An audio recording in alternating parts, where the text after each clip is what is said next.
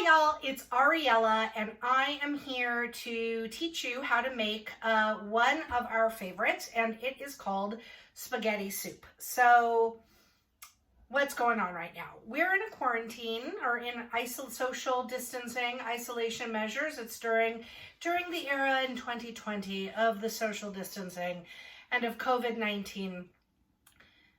Things are tough, man. We haven't been out of the house in 24 days. And we're lucky because we have places in the house to go.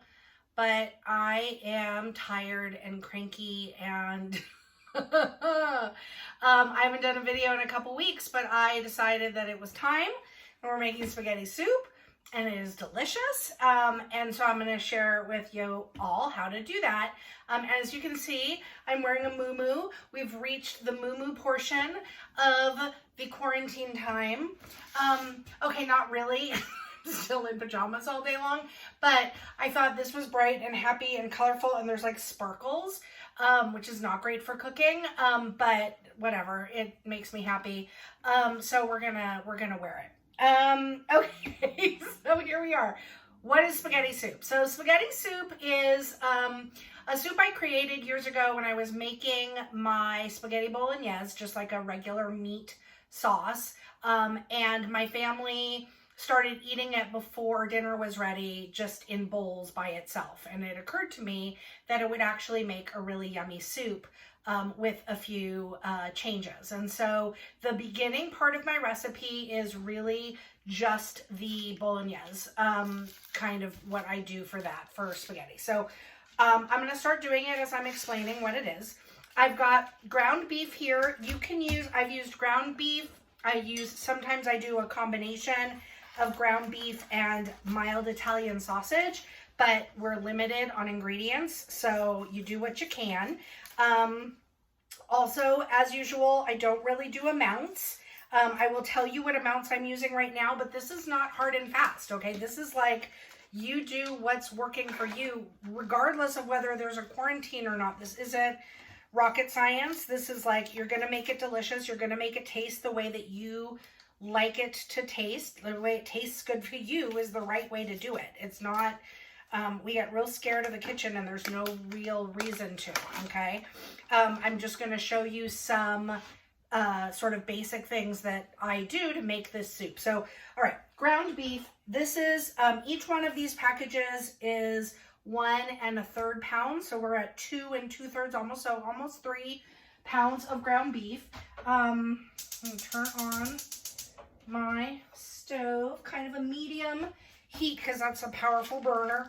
All right, so we're going to just plop the ground beef in. Now, like I said, in other days, sometimes I make this with a combination of ground beef and Italian sausage. And if I use the Italian sausage, I actually take the little links.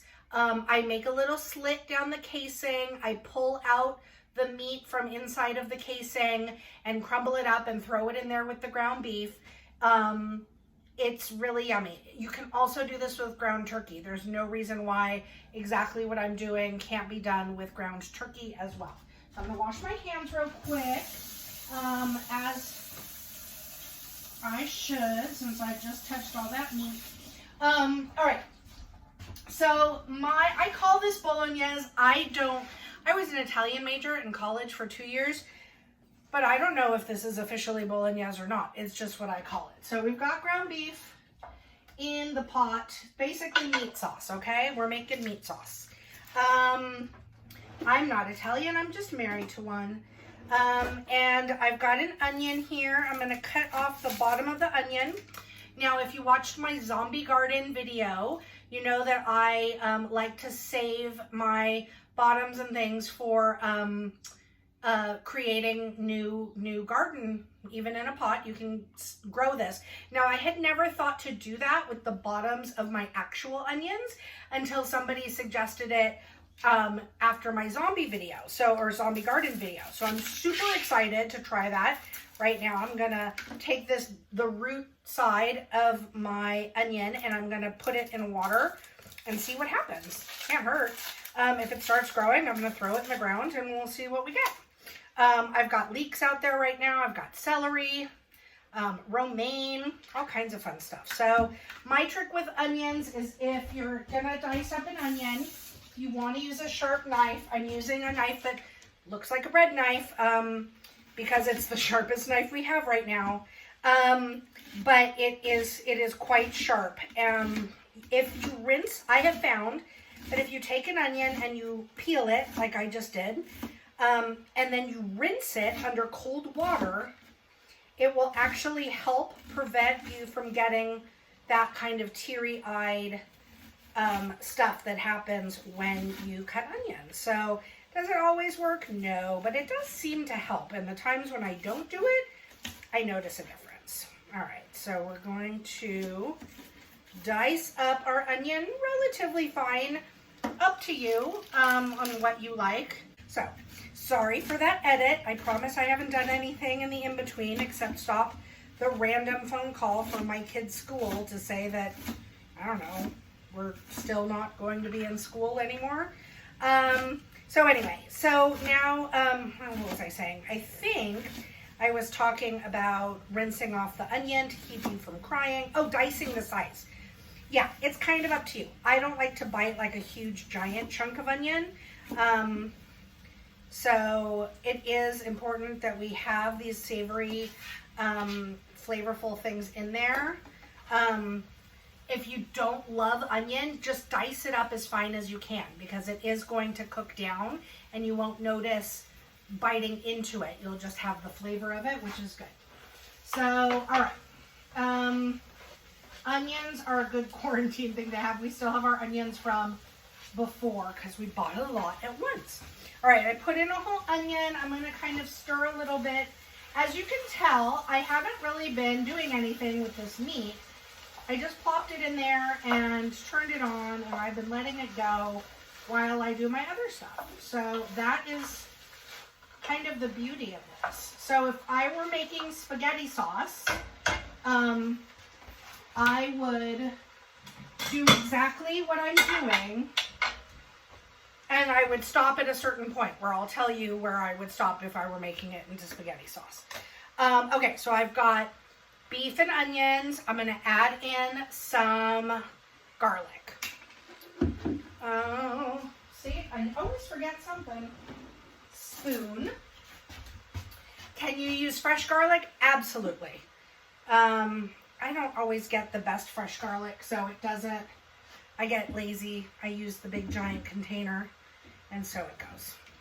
All right, so before quarantine, when we were running around trying to like stock up on things, I asked for the case of tomato sauce, and there wasn't on Michael's last trip out into the world 24 days ago, and there weren't cases available. So he bought the number 10 can, which if I were having a soup night or something and having people over, not a big deal. But I know that if I made the amount of spaghetti soup that this giant can calls for, my family would revolt with the leftovers. So I am going to use it. I'm going to use a portion of this sauce. I'm going to take the rest of it and I'm going to make a few other things. I'm going to cook some of it down with basic Italian spices, oregano, basil, maybe onion, garlic, red pepper flakes, and make pizza sauce, which I talked about in my pizza video.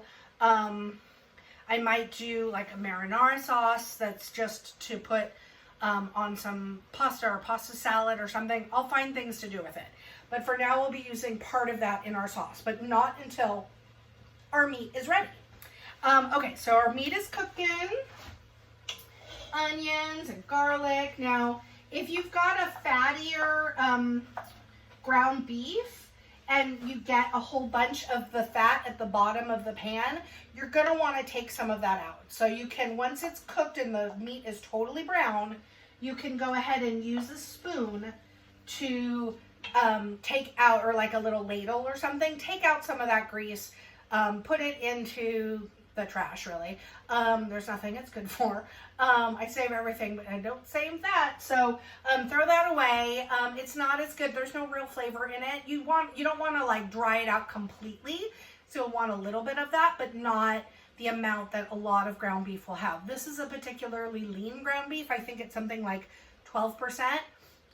So it's not, it won't create that much extra fat. If there's too much, I'll take it out at the before I add in the tomato sauce. Okay, so it's still browning. Ground turkey, totally fine. Ground beef by itself, totally fine. Ground beef and pork, like Italian sausage, also great. All right, so the next thing that I'm gonna add, I almost touched my nose, but I'm cooking, I can't do that. The next thing that I'm gonna add is carrots. And I put carrots in while I'm cooking the meat because I want the carrots to soften up. I often will use kind of the regular, like, big carrots. I like using the peels for my chickens.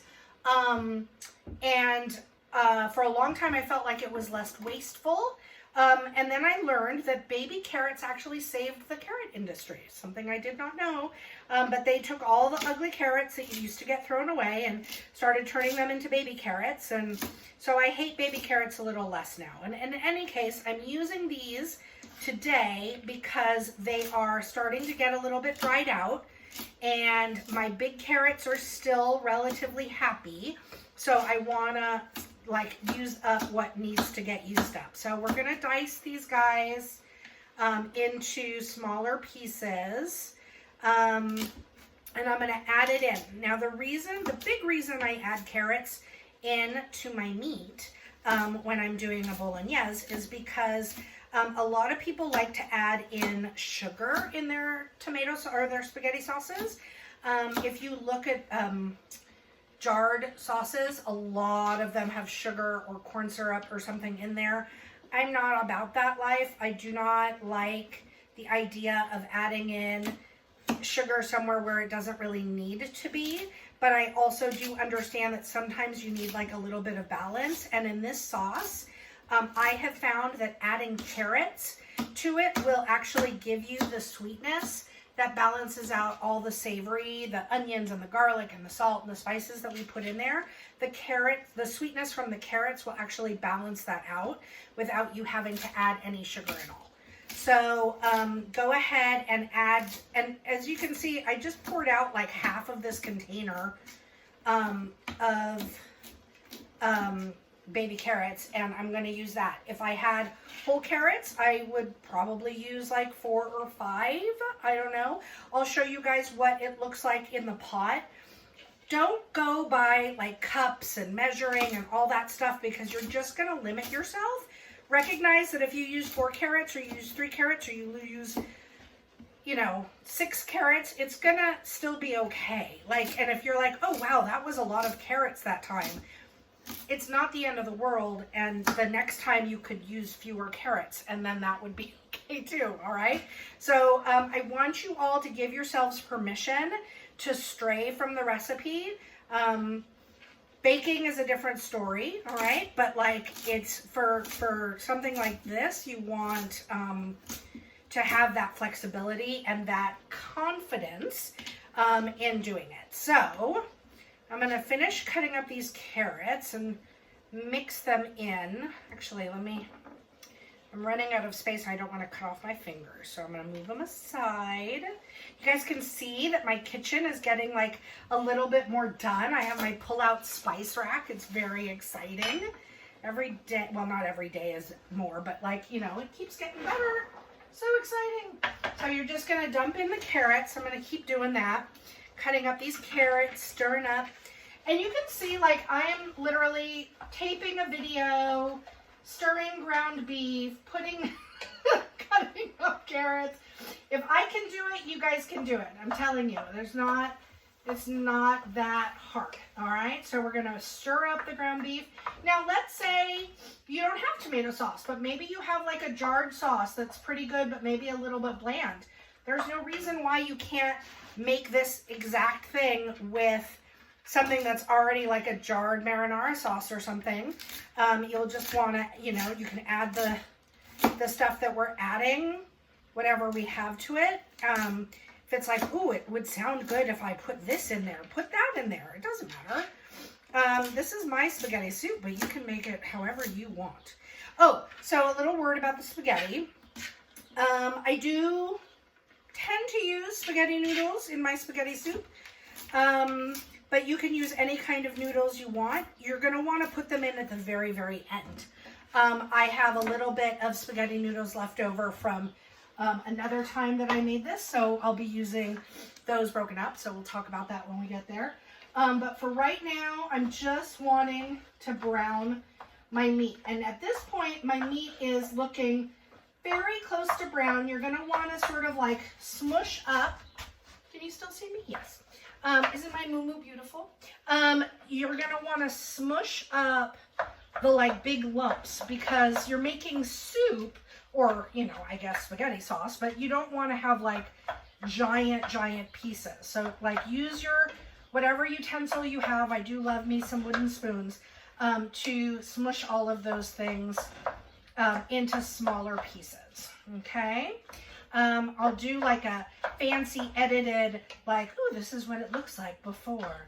But I promise I'm not like taking too much time away for production. So I'll show you what that looks like in a minute. But before I do, I'm going to add in some spices. And now a word about that. We are making soup, which has a lot of like volume to it. So if we're making spaghetti sauce and it's like less volume, it will not need as many seasonings. So with the soup, because we're watering it down, we're effectively like making spaghetti sauce and then watering it down to make the soup, you need it to be very seasoned. I like to season the meat rather than season the sauce because I feel like if we get that flavor into the meat part, then once it becomes sauce and it simmers, then it continues to flavor the sauce, but then the meat itself is also tasty. So I'm actually going to take my salt, kosher salt, and I'm going to take a nice sized pinch because it's not just about seasoning It's not just about seasoning the meat, it's about seasoning all the way through the sauce and then all the way through the soup. So you want to make sure it's got a lot of flavor in there. I'm also going to add some fennel seed. This is kind of my secret ingredient, especially if I'm not putting in that pork sausage, the Italian sausage. The fennel makes it seem like there is sausage in there. So even if I'm doing a turkey meat only soup, I'll add in this fennel seed. I have a giant thing of it, which has lasted me forever. You don't need to buy quite this much because you just need a little sprinkle. A little sprinkle of fennel seed, and that's all that it is. And fennel is actually fennel seed or seeds from the licorice plant. So you don't want to add too much because it's going to have a weird taste, but you'll add a little sprinkle in and it gives you that like hint of sausage even without sausage in there. We're also going to add some red chili flakes. Now, not too much because my husband does not like things to be too spicy, and you can always add some spiciness in. I'm actually using, this was like a packet we got from a pizza place from before, but waste not, want not, right? So I do save those and I use them. I have it in a jar as well, but I figure that'll last a little longer than this little wax paper, so I'm saving that. I've got dried oregano.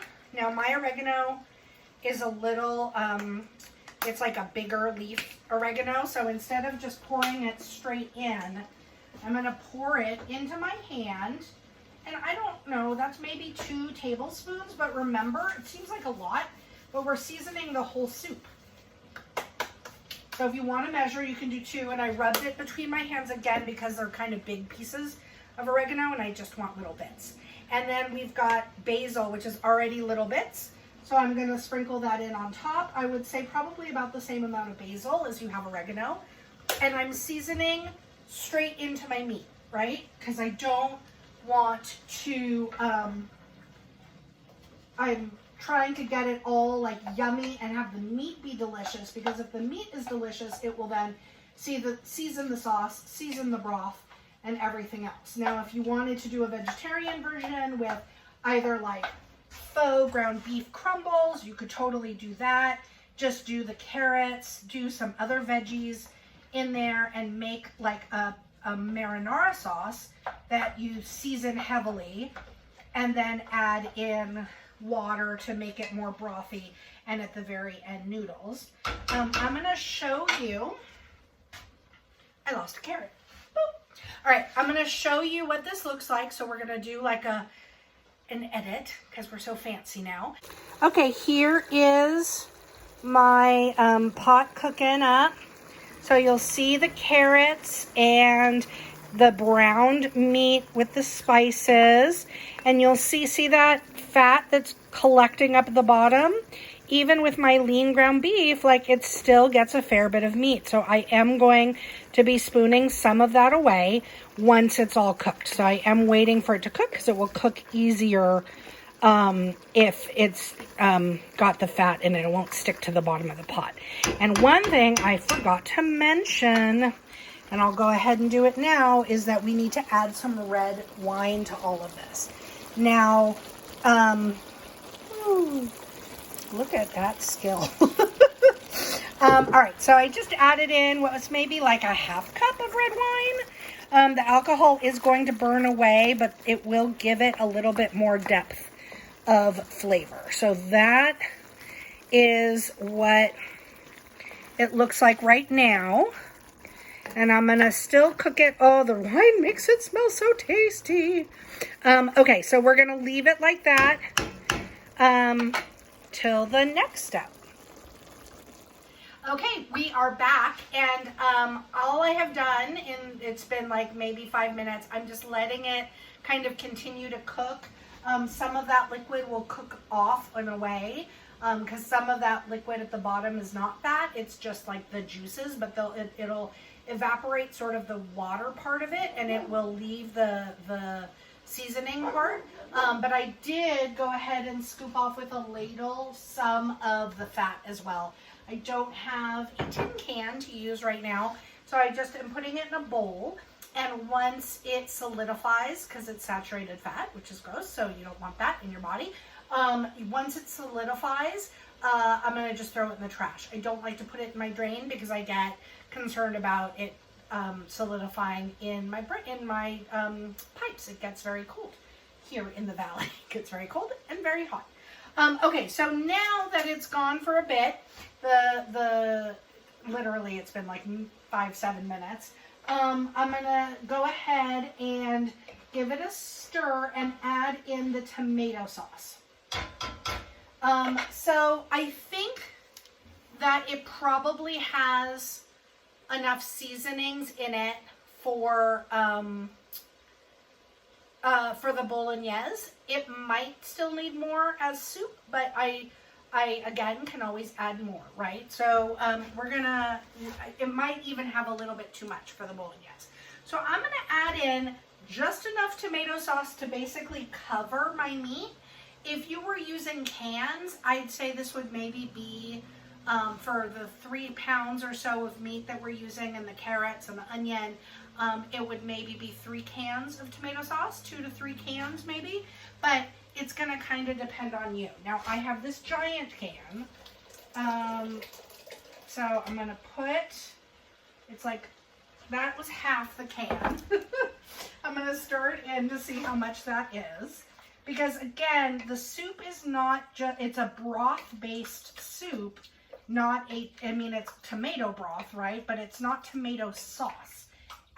So we are going to be watering it down.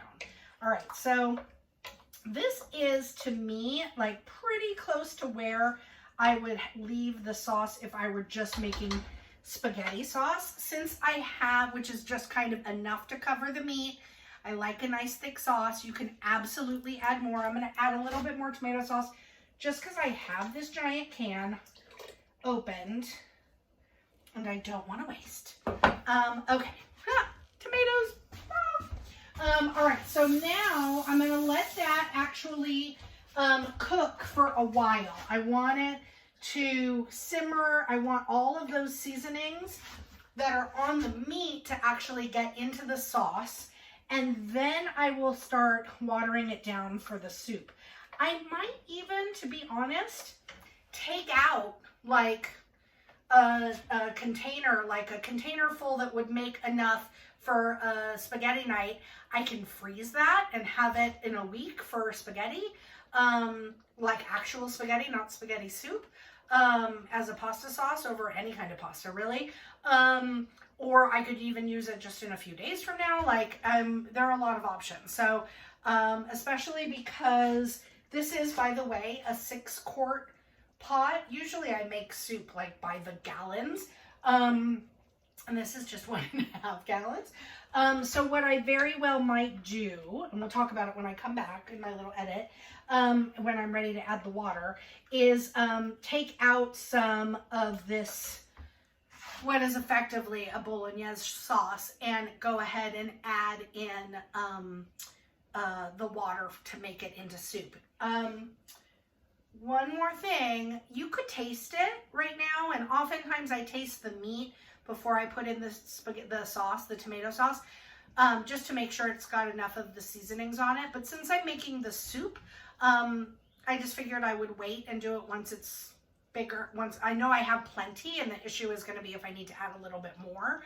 But right now that I just put the tomato sauce in, all it's going to taste like is tomato sauce and then meat sort of on the side. The flavors haven't had a chance to meld together, so you want to make sure that it does that. I am going to sit here and let it simmer and stir it. If I need to walk away from it, I will probably turn the heat off and cover it. If you wanted to make this in a crock pot, you could come up to this step, throw this all into a crock pot and walk away from it all day, let it simmer all day. It's the beauty of making pasta sauce, right? So, okay, so I'm gonna stop the video for a little bit. We'll come back when it's simmered a little bit more, and we'll talk about what I'll do then. Okay, we're back. It's been a little bit. It's probably been about an hour since I videoed. I let it simmer for a while, and then I had stuff to do. So I just turned it off, put the top on, and went around and did my stuff, letting those flavors meld for a bit. I'm going to taste it now. We're going to see what it tastes like, and if I need to add anything to it. And like I said, this is the first step towards the soup. You want to make sure that you've got a nice flavorful meat sauce that you can then water down effectively to make that soup. All right, so I'm going to just taste it. Super hot. And while I'm letting it cool, I'm going to tell you about that onion I'm going to sprout. I needed to find something that was small enough where I could fill the little thing with water. My mason jars were all too big. It was falling in. So I'm super excited because I'm using this cute little 1/4 cup measuring cup. Because if I try to put it in like a saucer, it will run out of water and I'll forget because I forget everything. But in this little cup, then the water is filled in and it's a little bit easier to keep it going. So I think this is probably cool. Oh, so good. Okay, so I feel like it's seasoned enough. You taste yours. You want to add a little bit more garlic or more salt or pepper or whatever. This is really, really yummy.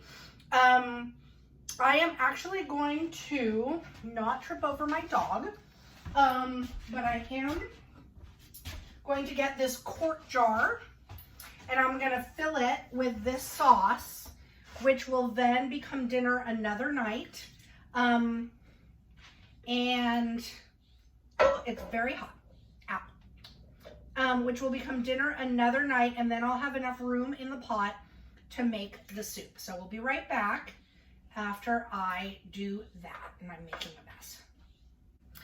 Okay, so I have my quart or so of meat sauce, bolognese, that I've taken out of my pot. I'm going to let it cool down and then put a cover on it and put it in the refrigerator so that I can have it another day. Since I put it into this glass jar, I probably won't freeze it. So for now, anyway, it's going to probably be dinner in like 2 or 3 days. But now I have this pot. It's a 6-quart, go this way. It's a 6-quart pot. It's about halfway full right now with this meat sauce. So I'm gonna take a half gallon, I'm gonna take a half gallon of water filtered water, and I'm going to go ahead and add it to make my soup broth. Now, the reason you want it to be lighter, like not just pure tomato sauce, is because you're going to add pasta to it.